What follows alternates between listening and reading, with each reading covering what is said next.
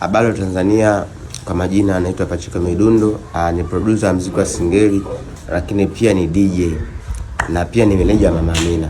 Nimekuja mbele yenu leo hapa kuzungumza na nyinyi na kuwajulisha kila kile ambacho kinaendelea. Lakini pia napenda kuwashukuru kwa wale watu ambao wamenisupport kuanzia mwanzo mpaka hapa nilipofikia. Mpaka kufikia hapa nilipo, kuna baadhi ya vitu ambavyo hata mimi pia vinanichanganya, lakini pia nashindwa kuvi maintain kwenye ile lengo ambayo najua hata pia sitoa kwanza wala mimi binafsi.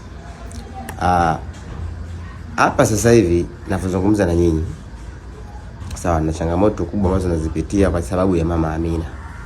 Changamoto ambazo sipendaji kuziweka public sana kwa watu, sababu pia sio vizuri. Maana nilikubali kumsaidia Mama Amina na kumsupport, sio kwa shindikizo la mtu yoyote ambaye labda alinishauri au kuniforce kuwa na Mama Amina. No.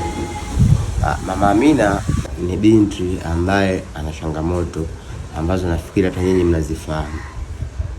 Lakini pia mimi nilikuwa na Mama Amina kwa sababu niliona na uwezo wa kumsaidia na napenda kumsaidia au kumsupport kwenye kile ambacho naweza kumsupport. Si mnanielewa? So mpaka hapa nilipofikia, naona kwa upande wangu imefika mwisho kwa sababu ya changamoto ambazo zimekuwa nje ya uwezo wangu, ambazo naweza nikazielezea kwa ufupi. Mama Amina ni binti ambaye ana changamoto la shindikizo la mahusiano. Kwanza nianze hapo.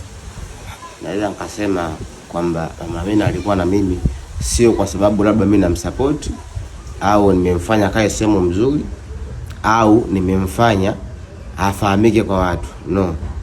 Ila Mama Amina alikuwa na mimi kwa sababu ya mahusiano yake binafsi ambayo alikuwa anahisi akiwa na mimi kuna kitu anakipata ambacho anakuwa ana feel comfortable.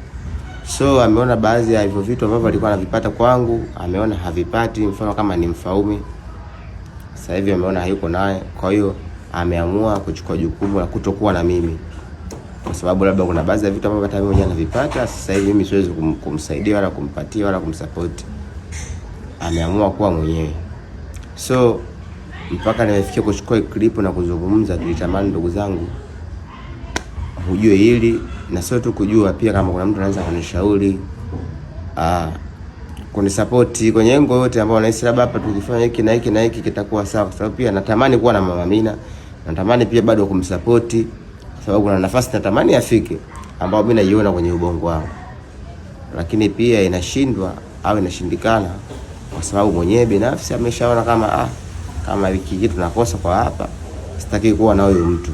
Kwa hiyo yeye mwenyewe ameamua kutokuwa na mimi. Kwa hiyo nimekuja kuwajuza kwamba Mama Amina hayuko na mimi Pachiko Midundo. Kwa mtu yote ambaye atamuona popote, atamkuta popote, watu wakae wakijua kama kuanzia sasa Mama Amina yupo na formula zake kwa maamuzi yake binafsi na familia yake. Asante sana.